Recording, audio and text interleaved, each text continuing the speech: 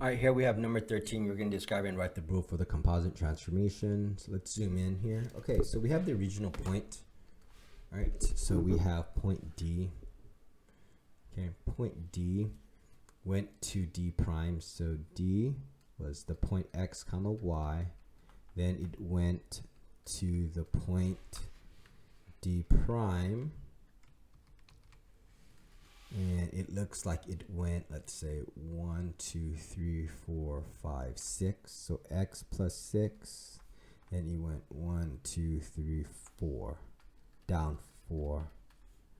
After that, we take that D prime point of X plus 6, Y minus 4.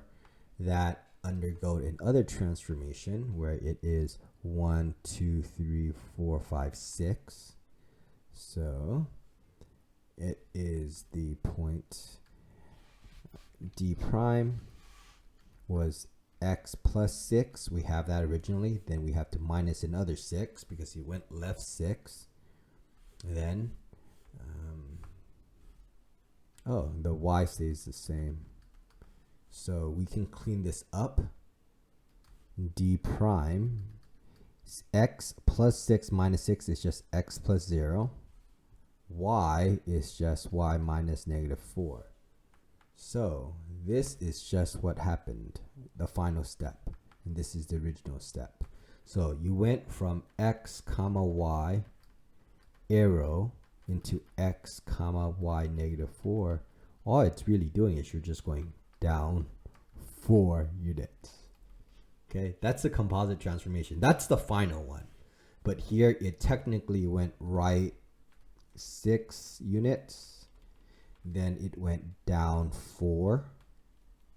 Here it went left 6, so it canceled out the right 6. That's why this would just be the final answer. So I'm looking for something like that. Okay, down 4 units is technically the final answer. All right, so let's do this one.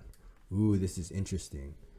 So from E, X comma Y, it looks like it got to that orange of E prime by getting the X be a negative. So this is a reflection of what? Over the Y-axis. Then after that, it got bigger. So they look like there's a scale factor. So we have to find the scale factor. So this was 1, 2, 3, 4. And then this became 6. So the K factor is old. The new over old. So new is 6, old is 4. I think 6 over 4 simplifies into, let's say, 6 divided by 4. That's 1/5 or 3 over 2.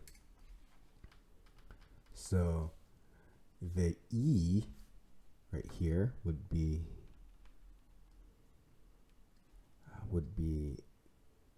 negative 3 over 2x and then 3 over 2y.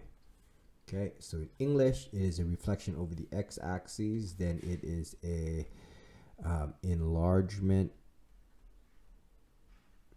of the value 1.5. Okay, there you go.